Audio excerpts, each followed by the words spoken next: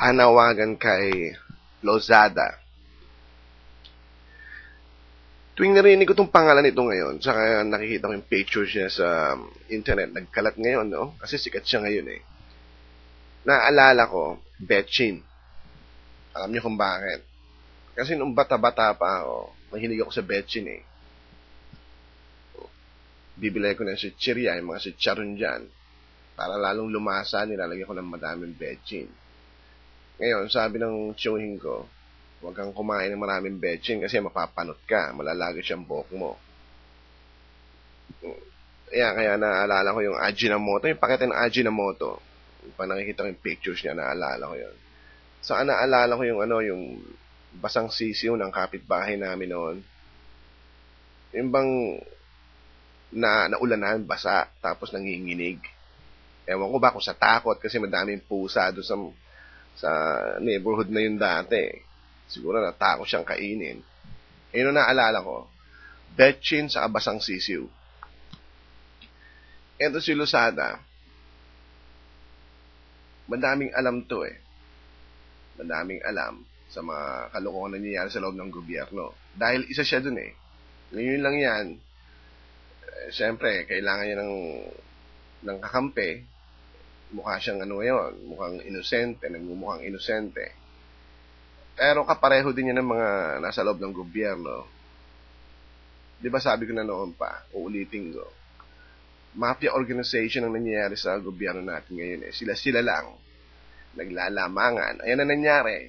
Naglamangan na naman. Hindi siguro hindi nagkaintindihan, hindi nagkaisa sa pagpaparty ng mga nakukurakot. Ayan, lumalabas ang baho. Sila rin. Nagbabantaan. Ayan, nagpapagalingan na sila ngayon. Naglilinis na ng kamay. Parang mga plato. Hindi Poncio Pilato Parang mga plato. Okay? Pero mga plato yan, disposable naman yung mga yan eh. Pwedeng palitan yan. Hindi na dapat hinuhugasan yung mga yan eh. Lahat, alam mo kung masusunod. Lahat ng tao ngayon sa gobyerno, palitan lahat. Tanggalin lahat. Magsimula uli. Pero mahirap gawin yan. Parang imposible. Tatanungin niyo ako ngayon kung saan patutungo to si Lozada. Impyerno, purgatorio, paraiso. Sa ngayon, 50-50 to eh. Sabihin ko sa ngayon na impyerno pa rin. Kasi hindi pa siya nagsasabi hindi niya nilalabas lahat ng alam niya eh. Okay. Si Lozada ngayon, may pag-asa pang pumunta sa purgatorio ngayon to. Kung magsasabi ng katotohanan. Kung ako sa'yo, Lozada, madami nagtatangka sa'yo ngayon, madami kang kalaban ngayon Kasi baka mangyari sa'yo parang baka maging Marimar ka, di ba? Teleserye. Baka maatepok na hindi mo pa nasasabi yung katotohanan. Yan ang mangyayari sa teleserye, di ba? Yung magsasabi na lang magko-confess na lang, sasabihin na lang yung alam, namatay pa.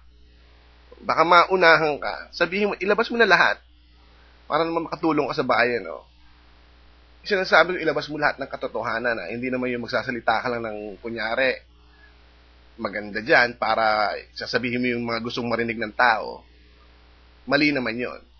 Ilabas mo lang yung katotohanan. Yun lang. Hindi ba ka naman magsabi ka ng mga kasinungalingan dyan para mailigtas mo lang yung puwet mo. Mali naman yon. Okay? It's time to repent. Magsabi ka ng katotohanan para hindi ko naman sinasabi na mangyayari to Sana naman hindi. Dahil ayoko mangyari sa mga tao to kahit na masama, kahit na gano'ng kasama kayo dyan. Siyempre, alam mo naman ang gobyerno sa Pilipinas. Hindi lang gobyerno, Madaming mga may pera dyan, may mga kaya, babayaran lang kung sino-sino dyan para mag-assassinate. Kasi baka mangyari sa inyo katulad ka ni Ninoy Aquino, di ba? Talaga kasi yung mga tao dyan, kung ipapapatay ka, talagang papatayin ka. Hindi ko naman sinasabi, hindi kinakompare kay Ninoy, malayo kayong ugat. Si Ninoy may prinsipyo, ikaw wala. Okay? Ayun ang sinasabi ko. Ilabas mo na lahat ng katotohanan bago ang katapusan. Ayun ang sinasabi ko lang. Para naman gumaanggaang yung kalooban mo. Saka yung ilabas na dapat ng katotohanan para sa mga tao, hindi para sa iyo.